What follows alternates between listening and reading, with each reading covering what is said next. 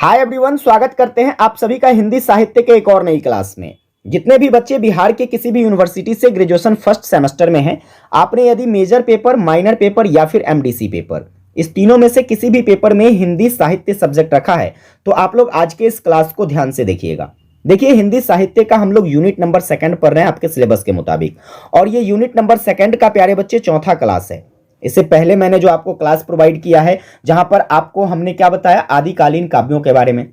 आप सभी बच्चे जानते हैं कि आपका जो हिंदी है यह संस्कृत भाषा से उद्धत है, और इस हिंदी के विकास के लिए कई सारे आदिकालीन काव्यों की रचना की गई है। और इस क्रम में आपने कई सारे काव्यों को पढ़ा, जैसे कि आपको मैंने पढ़ाया सिद्ध काव्य। ठीक है, सिद्ध काव्य में आपने देखा बौद्ध धर्म का प्रचार प्रसार हुआ था। जैसे कि आपने देखा नाथ काव्य, ठीक है, जिसमें महादेव का प्रचार प्रसार है ना।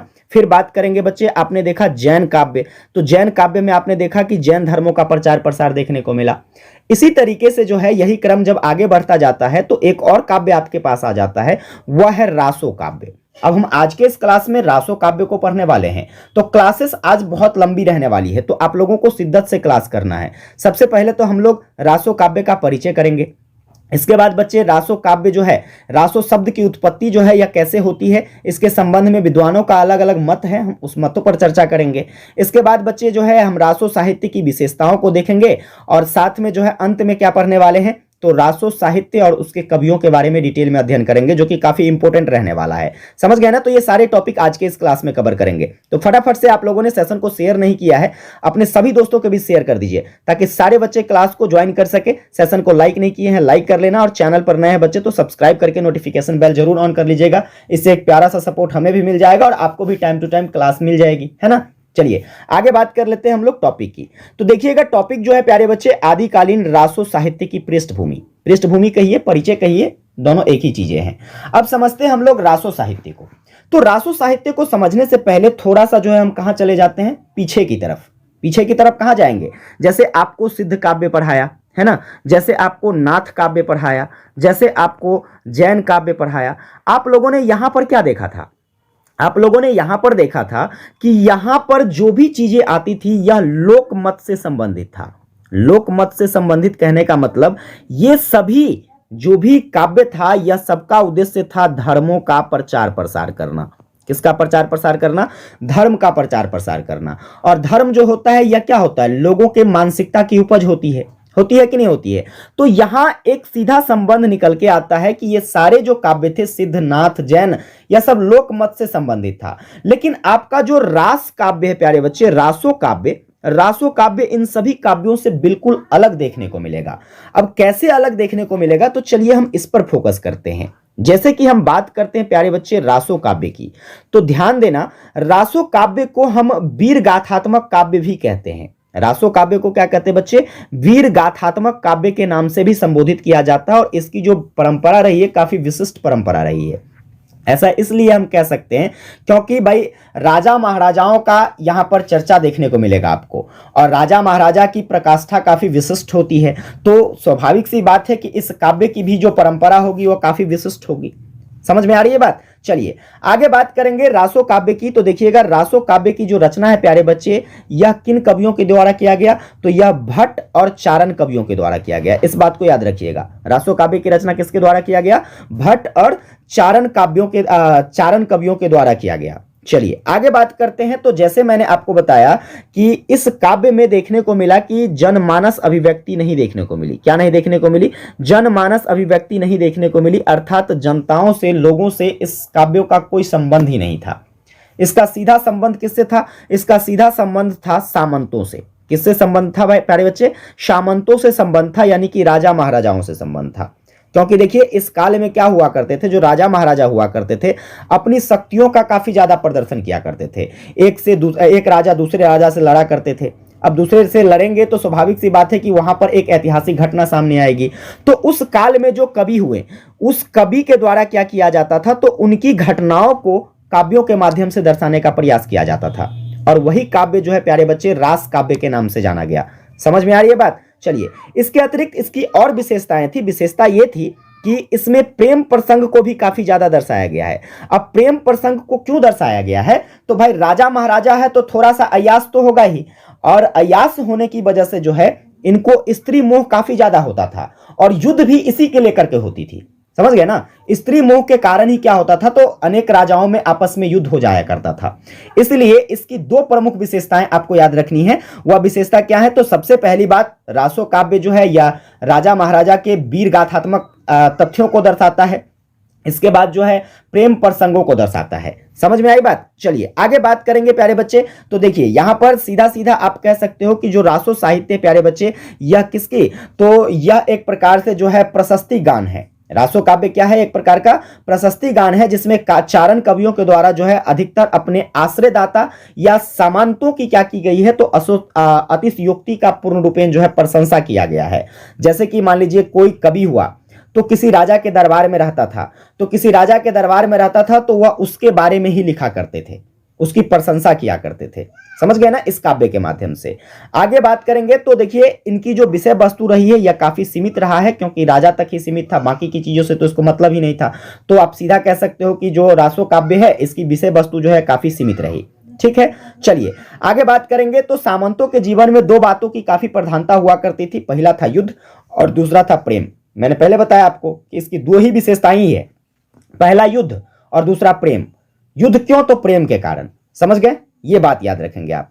अब बात करेंगे तो इसलिए चारण कवियों ने जो है इस साहित्य में इन्हीं दो बातों की क्या की गई है, इन्हीं दो बातों की काफी ज्यादा जो है प्रशंसा की है, इन्हीं दो बातों का काफी ज्यादा वर्णन देखने को मिलता है। तो इस तरीके से आप उम्मीद कर सकता हूं कि रासो काव्य के बारे में समझ गए होंगे कि आखिर रासो काव्य का एक मोटा सा परिचय क्या है। आप आराम से कह सकते हो रासो काव्य एक ऐसी काव्य है जिसको हम वीर गाथात्मक काव्य कह सकते हैं, जिसको भट्ट और चारण कवियों के द्वारा लिखा गया, और इसमें जो है लोक जनमानस के बारे में कोई चर्चा देखने को नहीं मिलती है। राजा महाराजाओं के बारे में सारी जानकारी मिलती है, राजा महाराजा के संबंध में जो है वह किस प्रकार से युद्ध किया करते थे, उसकी प्रेम प्रकाष्ठाएं क्या थी, प्रेम के प्रति उनका जो है, नारी के प्रति उनका जो है लगाव क्या था, बस इन सभी चीजों के बारे में विशेष रूप से इसमें अध्ययन करने को मिलता है। समझ में आई बात। चलिए आगे बात कर लेते हैं। तो एक शब्द आ जाता है रास।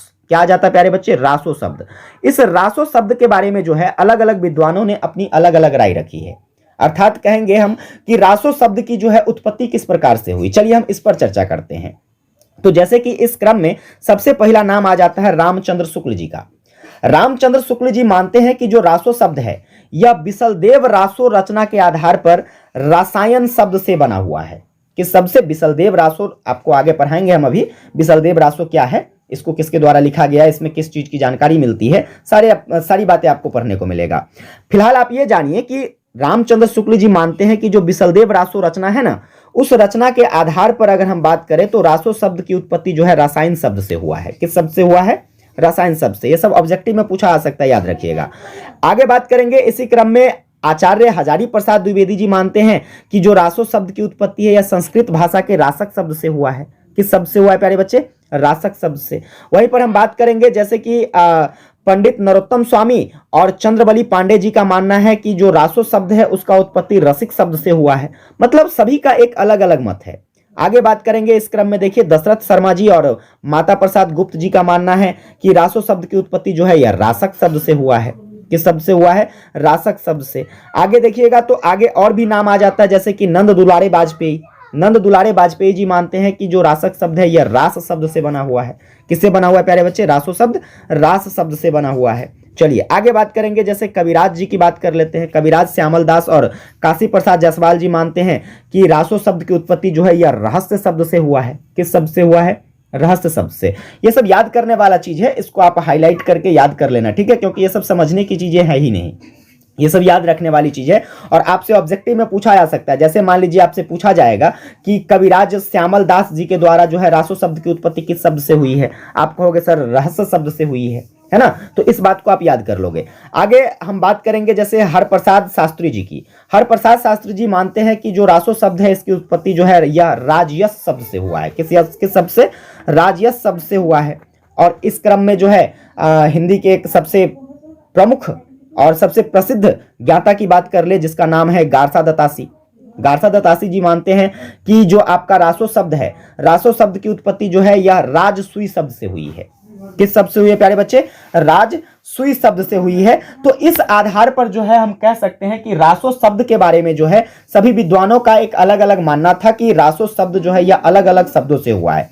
लेकिन अंतोगत्वा जो है, अंत में ऐसा माना जाता है कि रासो शब्द की जो उत्पत्ति है यह रासक शब्द से हुआ है बच्चे। किस शब्द से हुआ है? अब ऐसा क्यों हम कहते हैं, तो देखिए रासक शब्द जो है, रासक शब्द का जब शाब्दिक अर्थ देखा जाता है तो आप इससे पता लगा सकते हो कि वास्तव में यह चीज सही है।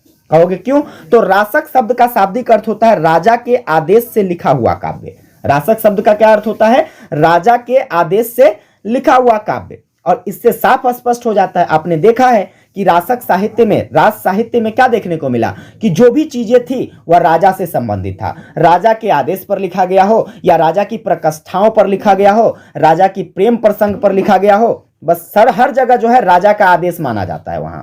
तो इस आधार पर आप सभी का मानना हो गया कि भाई रास शब्द जो है यह रासक शब्द से बना हुआ है। किससे बना हुआ है? रासो शब्द रासक शब्द से बना हुआ है। इस आधार पर प्यारे बच्चे जो है रासो शब्द की क्या हो जाती है? उत्पत्ति हो जाती है। समझ में आई बात? चलिए आगे बात करते हैं हम लोग रासो साहित्य की विशेषता, जो कि काफी इंपॉर्टेंट रहेगा आपके लिए एग्जाम के दृष्टिकोण से। यह एग्जाम में पूछी जा सकती है कि रासोकालीन साहित्य जो है या रासोकालीन साहित्य की विशेषता क्या है, जरा इस पर फोकस कीजिए। चलिए हम इसकी विशेषताओं को समझते हैं तो हमें और भी अधिक समझ में आएगा रासो साहित्य के बारे में, क्योंकि किसी भी चीजों के बारे में आपको जानना है तो उसकी विशेषता को जानना बहुत जरूरी हो जाता है, क्योंकि विशेषता ही तो उसकी हर चीजों से वाकिफ करवाती है। चलिए तो इसकी विशेषता के क्रम में सबसे पहला जो विशेषता है वह है संदिग्ध रचनाएं। संदिग्ध रचनाएं से इसका क्या मतलब है? देखिए इस काल में उपलब्ध होने वाली जो प्रायः सभी रासो रचनाएं थी उसमें आपको ऐतिहासिकता की दृष्टि से काफी संदिग्ध माना जाता है। कहोगे ऐसा क्यों संदिग्ध माना जाता है? तो इस काल में वैसे तो कई सारी रचनाएं की गई, कई सारे रासो काव्य की रचना की गई, जैसे खुमान रासो हो गया, जैसे बिसलदेव रासो हो गया, पृथ्वीराज रासो हो गया, परमाल रासो हो गया। और इसमें जो भाई साहब रचना की गई, जो भी राजा महाराजाओं के बारे में बताया गया, आपको ऐतिहासिक दृष्टिकोण से जब इस पर हम चर्चा करेंगे तो ऐसा देखने को मिलता है कि इस काव्य में जो उस राजा महाराजाओं के काल के बारे में बताया गया है, शताब्दियों के बारे में बताया गया है, या फिर परिवर्तन की अवस्थाओं के बारे में बताया गया है, तो उन सभी में काफी ज्यादा परिवर्तन देखने को मिलता है। और लगातार जो है इस सभी चीजों में काफी ज्यादा परिवर्तन देखने को मिला, जिससे हम कह सकते हैं कि आपके जो रासो साहित्य हैं इसकी रचनाएं काफी संदिग्ध रचनाएं हैं। समझ में आई बात? नहीं समझ में आया? देखो इसका सीधा संबंध है कि रासो साहित्य जो था, क्योंकि राजा महाराजा जब हुआ करते थे तो एक ही युद्ध थोड़ी ना करते थे, बहुत सारे युद्ध करते थे। तो वैसे में जो है काफी सारी जो है विडंबनाएं देखने को मिलती थी, काफी सारे जो है भ्रामक तथ्य देखने को मिलता था, जिसके कारण जो है शताब्दियों में, वर्षों में काफी सारे परिवर्तन कभी कभी देखने को मिल जाते थे। तो इन सभी परिवर्तनों के कारण जो है इसमें क्या देखने को मिलती है कि यह रचनाएं जो है काफी संदिग्ध मानी जाती है। आगे इसकी दूसरी विशेषताओं की बात करेंगे तो देखिए इसमें ऐतिहासिकता का काफी ज्यादा अभाव देखने को मिलता है। ऐतिहासिकता का अभाव क्यों देखने को मिलता है? क्योंकि आदिकालीन रासो रचनाओं में जो है इतिहास प्रसिद्ध चरित्र नायक को लिया गया है। किसको लिया गया है? प्रसिद्ध चरित्र नायकों को लिया गया है, किंतु उनका जो वर्णन युद्ध के इतिहास की कसौटी पर जो है यह खड़ा नहीं उतरता है। युद्ध के इतिहास पर देखा जाएगा तो आपको कई सारे कवियों के द्वारा जो है इनके तिथियों में काफी सारे अंतर बताए गए हैं। अलग अलग जो हिंदी के विद्वान हुए, किसी ने बताया कि भाई जैसे मान लीजिए पृथ्वीराज चौहान की बात कर लेते हैं।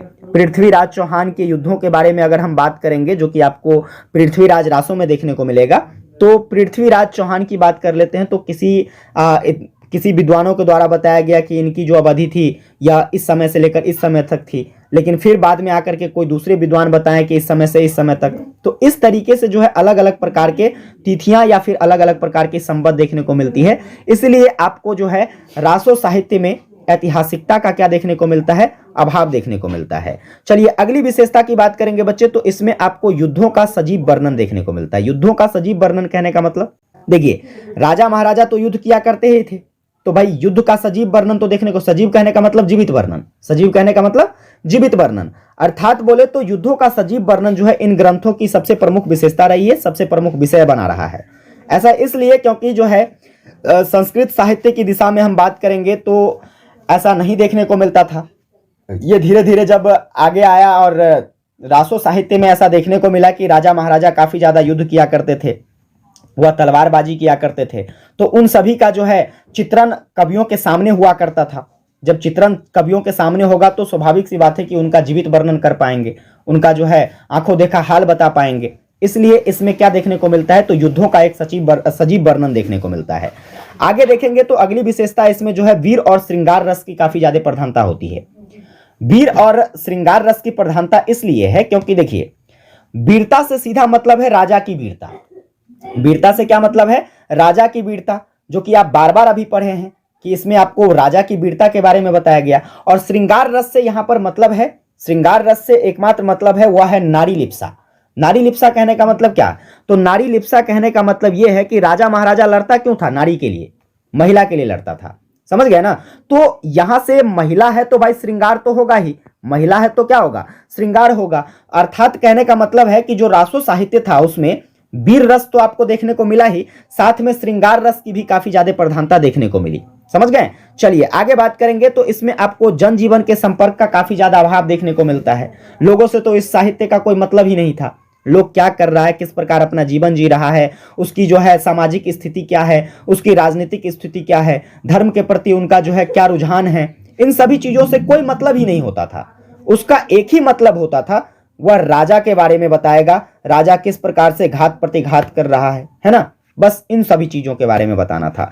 इसके बाद इसमें प्रकृति का चित्रण भी देखने को मिलता है। इस साहित्य में आपको प्रकृति का अवलंबन जो है और उद्दीपन दोनों रूपों का चित्रण काफी ज्यादा देखने को मिलता है, जैसे कि नगर, नदी, पर्वत, इन सभी का जो है काफी सुंदर और मनमोहक चित्र देखने को मिलता है। राजा महाराजा मान लीजिए नारी लिप्सा के कारण जो है इन सभी जगहों पर तो जाया ही करते रहे होंगे, है ना, नदी इसके बाद क्या कहते हैं पर्वत वगैरह सब पर जो है विचरण करने के लिए। तो इन सभी चीजों का जो है काफी ज्यादा वर्णन आपको आपके क्या कहते हैं रासो साहित्य में देखने को मिल जाता है। उम्मीद करता हूं आपको ये सारी विशेषताएं जो है अच्छे तरीके से समझ में आ गया होगा कि आदिकालीन जो रासो साहित्य है उस रासो साहित्य की क्या विशेषता है। पहला, इसमें संदिग्ध रचनाएं देखने को मिलती है, ऐतिहासिकता का अभाव होता है, युद्ध का वर्णन तो देखने को मिलता ही मिलता है, और साथ में जो है राजा की वीरता और नारी की जो है श्रृंगारता का काफी ज्यादा वर्णन है। इसके बाद इसमें जनजीवन का जो है जनजीवन से काफी संपर्क का अभाव दिखता है और प्रकृति का चित्रण किया गया है। समझ गए। आगे आ जाइए तो देखेंगे हम लोग अगले टॉपिक को। अगला टॉपिक है प्यारे बच्चे, आदिकालीन प्रमुख रासो साहित्य और उसके कवि। मतलब आदिकाल में जो कुछ प्रमुख रासो साहित्य की रचना की गई और उनके कवि कौन है, हम उनके बारे में जानेंगे। इस क्रम में जो सबसे पहला साहित्य आता है प्यारे बच्चे, वह आता है पृथ्वीराज रासो। पृथ्वीराज रासो के बारे में समझिएगा, आपसे क्वेश्चंस कई बार पूछा जाता है, पिछले साल भी पूछा गया था, इसलिए याद रखिएगा। पृथ्वीराज रासो की बात करते हैं तो इनकी रचना जो है चंदबरदई के द्वारा किया गया। किसके द्वारा किया गया बच्चे, चंदबरदई के द्वारा किया गया। समझ में आई बात। वैसे अगर हम बात करते हैं पृथ्वीराज रासो रचना की, तो आचार्य रामचंद्र शुक्ल जी का मानना है कि चंदबरदाई जो है यह हिंदी के पहले महाकवि हैं। चंदबरदाई जो है रामचंद्र शुक्ल जी मानते हैं कि यह हिंदी के क्या हैं, तो पहले महाकवि हैं, और इनके द्वारा जो रचना किया गया पृथ्वीराज रासो, यह हिंदी का एक पहला महाकाव्य है। यह बहुत बड़ा काव्य है। जिस तरीके से हमारे हिंदू धर्म में रामायण महाभारत देखते हो ना, रामायण महाभारत कितना बड़ा महाकाव्य है, उसी प्रकार से पृथ्वीराज रासो भी एक बहुत बड़ा महाकाव्य है, जिसको किसके द्वारा लिखा गया है, चंदबरदई के द्वारा लिखा गया है। और ऐसा कौन मानते हैं, ऐसा मानते हैं आचार्य रामचंद्र शुक्ल जी। ठीक है। इसी क्रम में एक और हिंदी के विद्वान जिसका नाम है मिश्र बंधु, मिश्र बंधु जी भी मानते हैं कि हिंदी का अगर बात करें वास्तविक प्रथम महाकवि तो वह कौन है, चंदबरदई है, क्योंकि उनके द्वारा जो है एक काफी विशाल महाकाव्यों की रचना की गई जो कि पृथ्वीराज रासो के नाम से जाना जाता है। समझ गए। आगे बात करते हैं एक और हिंदी के विद्वान, जैसे कि आपके नरोत्तम स्वामी हो जाता है। नरोत्तम स्वामी जी मानते हैं कि आपका जो पृथ्वीराज रासो रचना है यह मुक्तक रचना है, बिल्कुल स्वतंत्र रचना है। क्या है मुक्तक रचना कहने का मतलब, बिल्कुल स्वतंत्र रचना है। और इस रचना में क्या है प्यारे बच्चे, तो वीर रस को काफी प्रधानता दी गई है।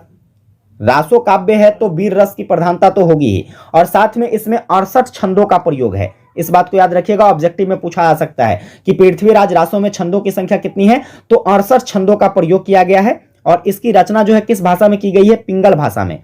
किस भाषा में की गई बच्चे, पृथ्वीराज रासो की रचना पिंगल भाषा में। जितने भी रासो काव्य थे प्यारे बच्चे, दो भाषा में रचना की गई, पिंगल और मिंगल, पिंगल और मिंगल भाषा में। तो यहां पर आपका जो पृथ्वीराज रासो रचना है यह किस भाषा में, पिंगल भाषा में रचना की गई है। और आपको इसमें राजस्थानी भाषा, इसके बाद जो है ब्रज भाषा, यह सब सम्मिलित देखने को मिल जाता है। जो भी पिंगल भाषा है उसमें कौन कौन सी भाषा देखने को मिलती है, राजस्थानी भाषा हो गया, आपका ब्रज भाषा हो गया, यह सब आपको सम्मिलित देखने को मिल जाएगा। ठीक है। आगे बात करेंगे, देखिएगा तो इस ग्रंथ के संबंध में ऐसा माना जाता है कि पृथ्वीराज चौहान थे, ठीक है, पृथ्वीराज चौहान को क्या करता है, तो मोहम्मद गौरी जो कि बंदी बना लेता है, ठीक है। और बंदी बनाकर जो है उसको कहां ले जाता है, गजनी ले जाता है। कहां ले जाता है, गजनी जगह है, गजनी ले जाता है। और इसी क्रम में क्या होता है, जो ये चंद्रबरदई थे, चंद्रबरदई, जब पृथ्वीराज रासो को मोहम्मद गौरी के द्वारा बंदी बनाकर ले जाया जाता है ना, तो वह भी उसके पीछे पीछे चला जाता है। समझ गए, कौन चला जाता है, चंद्रबरदई। चंद्रबरदई, ऐसा माना जाता है इसके बारे में कि जब पृथ्वीराज रासो का जन्म हुआ उसी समय चंद्रबरदई का जन्म हुआ, जब इसकी पृथ्वीराज रासो की मृत्यु हुई उसी समय जो है चंद्रबरदई की मृत्यु हुई, ऐसा माना जाता है क्या कहते हैं, हिंदी साहित्य में। समझ गए ना। तो यहां पर जो ये क्रम है आप इसको याद रखेंगे, जब पृथ्वीराज चौहान को क्या करता है, मोहम्मद गौरी के द्वारा बंदी बनाकर गजनी ले जाया जाता है, तो चंद्रबरदई भी उसके पीछे पीछे चला जाता है। अब देखो चंद्रबरदई की बात करते हैं तो उसके पास 4 गो बेटा होता है। चंद्रबरदई के पास कितने बेटे होते हैं, 4 गो बेटा। 4 गो बेटा में जो सबसे छोटका बेटा होता है जिसका नाम होता है जलहन, वह क्या करता है, तो जो ये पृथ्वीराज रासो रचना कर रहे थे ग्रंथ की, उस ग्रंथ को क्या करता है, तो अपने सबसे छोटका बेटा जलहन को दे देता है, जब वह किसके पीछे पीछे, पृथ्वीराज चौहान के पीछे पीछे जाने लगता है तब। समझ गए ना। और बाद में चलकर जो है इस पृथ्वीराज रासो काव्य को जो पूरा करने का काम करता है वो कौन करता है, तो जलहन के द्वारा इसको पूरा किया जाता है। समझ में आई बात। चलिए आगे बात करते हैं। तो वैसे पृथ्वीराज रासो जो काव्य है इसकी प्रामाणिकता को लेकर काफी संदिग्धता देखने को मिलती है, लेकिन संदिग्धता होने के साथ साथ भी प्यारे बच्चे यह बहुत ही विशाल महाकाव्यों के रूप में जाना जाता है। ऐसा इसलिए माना जाता है क्योंकि यह महाभारत के समान एक रचना है, और महाभारत के समान रचना होने के कारण प्यारे बच्चे जो है यह एक काफी प्रतिष्ठित महाकाव्य के रूप में जाना जाता है। इस ग्रंथ में प्यारे बच्चे आपको श्रृंगार रस और वीर रस की काफी ज्यादा व्यापकता देखने को मिलती है, और ये दोनों रस जो है पृथ्वीराज चौहान के दोनों पहलुओं को उद्घाटित करती है। दोनों रस, हर राजा का संबंध इससे होगा। वीरता तो राजा की एक क्या कहते हैं गुण है, और श्रृंगार रस होना तो भाई राजा महाराजा है तो नारी प्रेम तो उसके अंदर होगा ही होगा। हर राजा महाराजा देखते थे 4-5 को ब्याह तक अकेले ही रहता था, है ना। तो इस प्रकार से आपको देखने को मिलेगा कि इसमें जो भी प्रधानताएं देखने को मिलती है, जैसे श्रृंगार रस हो गया, वीर रस हो गया, पृथ्वीराज चौहान के यह दोनों पहलुओं को वर्णन करता है। रासो काव्य परंपरा में यह एक अद्वितीय महाकाव्य माना जाता है, जिसके आधार पर आप आदिकालीन काव्य की प्रवृत्तियों की क्या कर सकते हैं, विवेचना कर सकते हैं। मतलब एक इतने इंपॉर्टेंट महाकाव्यों में से कौन सा महाकाव्य है आपका, पृथ्वीराज रासो महाकाव्य। ठीक है, चलिए आगे बात करते हैं। जो अगला काव्य है आपका वह है बिसलदेव रासो। बिसलदेव रासो की बात करते हैं प्यारे बच्चे। इसको किसने लिखा है, नरपति नाल ने लिखा है।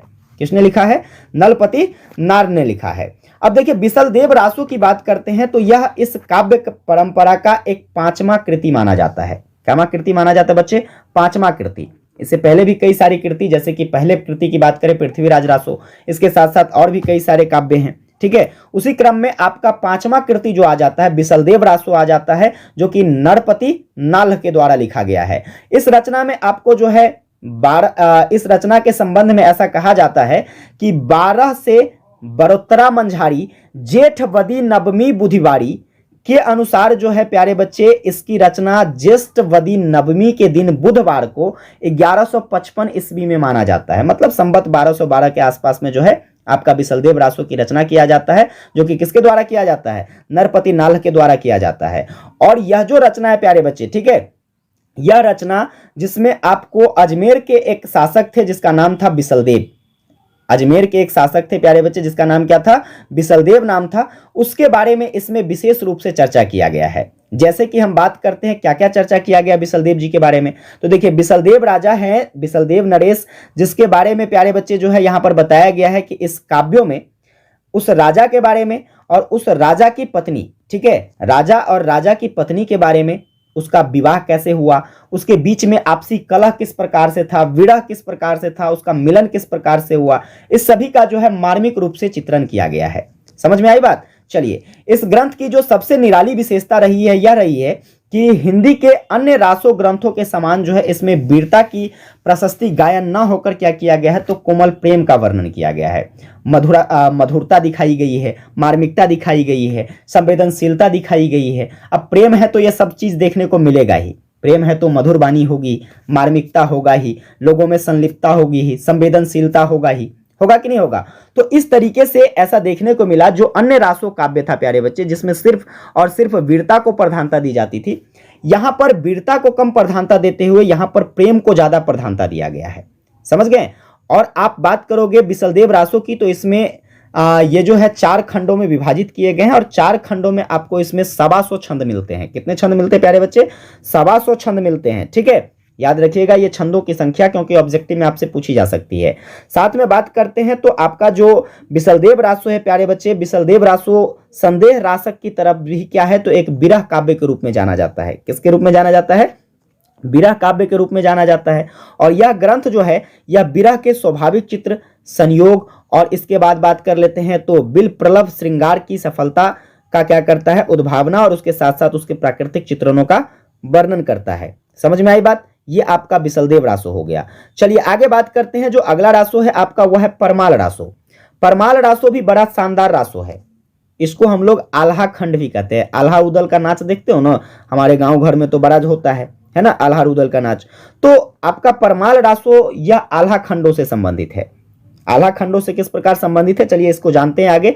परमाल रासो की बात करते बच्चे, इसे जगनिक ने लिखा है। किसने लिखा है? परमाल रासो के रचयिता कौन माने जाते हैं? जगनिक माने जाते हैं, जो कि मुहब्बा के नरेश, जिसका नाम था परमर्दी देव। क्या नाम था बच्चे? परमर्दी देव के आश्रित थे। मतलब जो आपके जगनिक थे वो कहां रहा करते थे? तो मुहब्बा के राजा परमर्दी देव के आश्रम में रहा करते थे। समझ गए ना? और इस काव्यों में प्यारे बच्चे जो आपका परमाल रासो है, इस काव्य में मुहब्बा देश के 2 लोक प्रसिद्ध वीर, जिसका नाम था, एक का नाम था आल्हा और एक का नाम था उदल। एक का नाम था आल्हा और एक का नाम क्या था? उदल। इन दोनों के चरित्रों का क्या किया गया है, तो वर्णन किया गया है। इन दोनों की वीरताओं का वर्णन किया गया है। किस प्रकार से आल्हा और उदल की प्रकाष्ठाएं थी, उनकी वीरता थी, उसको दिखाने का प्रयास किया गया है। इस काव्य के द्वारा जो है प्यारे बच्चे, इस काव्य के अंतर्गत जो है इनके द्वारा किए गए विभिन्न युद्धों का जो है काफी उत्तेजना के साथ वर्णन इस ग्रंथों में आपको देखने को मिलता है। अर्थात कहे तो इस ग्रंथ की जो सबसे बड़ी विशेषता क्या है, वह बड़ी विशेषता यह है, वह है वीरता को दिखाना। किसको दिखाना प्यारे बच्चे? वीरता को दिखाना। किसकी वीरता को? तो एक तो था आपका क्या कहते हैं, आल्हा। एक कौन था प्यारे बच्चे? आल्हा। और एक था उदल। एक कौन था? आल्हा और एक था उदल। इन दोनों की क्या की गई है, वीरता को दिखाने का प्रयास किया गया परमाल रासो के माध्यम से। समझ गए? और इसमें आल्हा छंद का काफी ज्यादा प्रयोग देखने को मिलता है। साथ में इसकी भाषा की बात कर ले तो यह बैसवाड़ी भाषा में लिखी गई है। किस भाषा में लिखी गई है? बैसवाड़ी भाषा में। आगे देखेंगे हम लोग तो देखिएगा जो आपका परमाल रासो है, परमाल रासो की बात करें तो यह जो आल्हा उदल का जो एक चित्रण था, यह शिक्षित समाज की अपेक्षा जो है अशिक्षित या फिर अशिक्षित समाज में काफी ज्यादा लोकप्रिय रहा। शिक्षित लोगों ने जो है इसको काफी ज्यादा प्रधानता नहीं दी। समझ गए ना? और आज भी देखते होंगे जो अमूमन हमारे आस पड़ोस में कहीं इस प्रकार की जो नाट्य कृति होती है, तो उसको ज्यादातर जो है शिक्षित लोग नहीं देखते हैं, क्योंकि वहां पर क्या है, तो सिर्फ राजा के बारे में, उनके वीरताओं के बारे में, युद्ध संबंधी बातें बताई गई है। तो हालांकि जो है एक शिक्षित समाज पर जो है इसका ज्यादा इंपैक्ट नहीं देखने को मिलता है। आज भी ऐसा देखने को मिलता है। तो वही चीजें पहले भी देखने को मिला कि जो आपका परमाल रासो के अंतर्गत आल्हा और उदल संबंधी जो नाटक का चित्रण किया गया है, इसका जो है शिक्षित समाज पर कोई ज्यादा विशेष प्रभाव देखने को नहीं मिला। यह कहां तक लोकप्रिय रहा, तो वैसे समाज जहां जो कि अशिक्षित थे या फिर कम पढ़े लिखे लोग थे, वहां पर जाकर यह काफी ज्यादा लोकप्रियता हासिल की। और साथ में जो है यह सदैव जो है गायन की परंपरा द्वारा विकसित होता रहा है। आप भी देखते होंगे कि जब भी इस प्रकार का नाटक होता है तो इसमें एकदम गीत उत गा करके क्या करता है, चीजों को प्रदर्शित किया जाता है। इसलिए इसको गे काव्य भी कहा जाता है। क्या कहा जाता है बच्चे? गे काव्य, यानी कि गाने वाला काव्य कहा जाता है। और इसकी जो मूल प्रेरणा व्यक्तिक जो है यह क्या रही है, तो वीर भावना रही है, स्वाभिमान रहा है, दर्द रहा है और साहसपूर्ण भावों का वर्णन करना रहा है। समझ गए? जब आप इस नाटक को देखिएगा तब आपको ये सारी चीजें प्रकट होकर आएगी। इसमें तो वीरता की भावना के बारे में बताया गया, साथ में स्वाभिमान। हर राजा भाई स्वाभिमानी होते हैं, हर को अपने अपना स्वाभिमान क्या होता है, प्रिय होता है। साथ में दर्द तो हर एक जीवन के पहलुओं का हिस्सा है ना? तो दर्दों के बारे में भी और साथ में साहस भाव को भी दिखाने का प्रयास किया गया इस नाटक के माध्यम से। तो इस तरीके से उम्मीद कर सकता हूं कि आप जो है परमाल रासो के बारे में या फिर आल्हा खंड के बारे में समझ गए होंगे। आगे बात करेंगे बच्चे, तो अगला जो आपका रासो काव्य है वह है खुमान रासो काव्य। खुमान रासो काव्य किसके द्वारा लिखा गया? दलपति विजय जी के द्वारा लिखा गया। किसके द्वारा बच्चे? दलपति विजय जी के द्वारा लिखा गया है। अब बात करते हैं रासो काव्य परंपरा की, तो इसकी प्रारंभिक रचनाओं में आपका खुमान रासो भी काफी सर्वोपरि माना जाता है। मतलब जैसे कि आपने पृथ्वीराज रासो पढ़ा, उसके बाद खुमान रासो, ठीक है, पृथ्वीराज रासो के बाद खुमान रासो, यह भी काफी चर्चित रासो काव्य रहा था। इसका जो सबसे पहला उल्लेख मिलता है वह शिव सिंह सेंगर की एक पुस्तक थी जिसका नाम था शिव सिंह सरोज। ठीक है, शिव सिंह सरोज पुस्तक में इसका सबसे पहला प्रमाण देखने को मिलता है। और साथ में जो है प्यारे बच्चे, इसकी रचना कब की जाती है तो रामचंद्र शुक्ल जी ऐसा मानते हैं, रामचंद्र शुक्ल जी ऐसा मानते हैं कि इनकी रचना जो है 9वीं सदी में अर्थात 812 ईस्वी के आसपास जो है ऐसा देखने को मिलता है। और इसमें प्यारे बच्चे किसका चर्चा किया गया है, तो चर्चा की बात करते हैं तो देखिए आपके जो खुमान रासो है इसमें राजस्थान के चित्तौड़ नरेश जिसका नाम था खुम्मन या जिसको खुमान भी कहा जाता था, ठीक है, उसके युद्धों का सजीव वर्णन देखने को मिलता है कि किस प्रकार से जो है चित्तौड़ के नरेश खुम्मन के द्वारा जो है युद्ध किया गया, उनकी वीरता की क्या प्रकाष्ठा थी, उसके बारे में इस काव्यों में बताया गया है। आगे बात करेंगे तो इस ग्रंथ की जो प्रमाणिकता है, इस ग्रंथ का जो प्रमाणिक रूप से हाथ से लिखा हुआ जो प्रति मिलता है यानी कि कॉपी मिलता है, वह कहां पर मिलेगा आपको, पूना संग्रहालय में अभी भी सुरक्षित देखने को मिलता है। समझ गए। और ये आपका खुमान रासो जिसमें आपको 5000 छंद देखने को मिलते हैं। कितने छंद है प्यारे बच्चे, खुमान रासो में कितने छंद है, 5000 छंद है। और इन 5000 छंदों के साथ यह भी एक काफी विशाल ग्रंथ माना जाता है। आई बात समझ में। चलिए आगे बात करते हैं तो इस ग्रंथ में और भी बहुत सारी जानकारी मिलती है, जैसे कि इसमें समकालीन राजा के आपसी विवादों के बाद जो है इसमें एकता की बात कर ले तो एकता के साथ साथ अब्बासी वंश में अलमामू खलीफा और खुमान के साथ जो युद्ध हुआ था, ठीक है, किसके किसके बीच, अलमामू खलीफा जो कि किस वंश के थे, अब्बासिया वंश के, ठीक है, और साथ में जो है आपके चित्तौड़ के खुमान राजा हो गए, तो उनके बीच में जो युद्ध हुआ करता था उनके युद्धों के बारे में बताया गया है। साथ में इसकी भाषा जो है राजस्थानी हिंदी रही है और इनके काव्य सौंदर्य की भाषा शैली की दृष्टि से हम बात करें तो काफी सरल और सफल भाषा माना जाता है या खुमान रासो का। समझ गए ना। तो ये इस प्रकार से आप खुमान रासो के बारे में जब भी आपसे पूछा जाएगा आप आराम से कर लोगे कि नहीं। चलिए इसके बाद बात करते हैं एक और रासो काव्य की, तो वह है हम्मीर रासो काव्य। हम्मीर रासो काव्य के बारे में तो आप जब समझोगे तो यहां पर आपको कई सारे भ्रामक तथ्य देखने को मिलेगा। जैसे कि बात करते हैं हम्मीर रासो की, तो हम्मीर रासो प्यारे बच्चे जो है अभी तक एक स्वतंत्र कृति के रूप में उपलब्ध नहीं माना जाता है। हम्मीर रासो क्या नहीं माना जाता है, एक स्वतंत्र कृति के रूप में उपलब्ध नहीं माना जाता है। इसमें अपभ्रंश के प्राकृतिक पेंगलम नामक एक संग्रह ग्रंथ में जो है संग्रहित हम्मीर विषयक के 8 छंद देखने को मिलते हैं और इस आधार पर हम हम्मीर रासो को जानते हैं। किसमें देखने को मिलता है, प्राकृतिक पेंगलम नामक एक संग्रह है, ठीक है, काव्यों का संग्रह, उसी में आपको हम्मीर विषयक जो है 8 छंद देखने को मिलते हैं जिस आधार पर हम हम्मीर रासो को जानते हैं। शुक्ला जी ने जो है इसे एक स्वतंत्र ग्रंथ मान लिया था और प्रचलित धारणा के अनुसार जो है इस कृति के रचयिता जो है किसको मानते थे, तो यह भाई साहब जो है खारडकधर को मानते हैं। किसको मानते हैं, खारडकधर को माना जाता है। चलिए आगे बात करते हैं तो इसमें जो है कवि ने हम्मीर देव और अलाउद्दीन के युद्ध के बारे में वर्णन किया है। हम्मीर रासो में आपको क्या देखने को मिलता है, तो हम्मीर देव और अलाउद्दीन के युद्ध के बारे में देखने को मिलता है। इसकी रचना काल की बात कर ले तो इसकी रचना जो है 13वीं सदी में माना जाता है। बच्चे किस सदी में माना जाता है, हम्मीर रासो की रचना 13वीं सदी में माना जाता है, क्योंकि हम्मीर देव जो है सन 1300 ईस्वी में अलाउद्दीन की चढ़ाई में मारे गए थे। इसलिए हम कह सकते हैं कि 13वीं सदी के आसपास जो है हम्मीर रासो की क्या की गई, रचना की गई। समझ गए, क्योंकि अलाउद्दीन की चढ़ाई पर जो है हम्मीर देव कब मरा था, 1300 ईस्वी के आसपास में।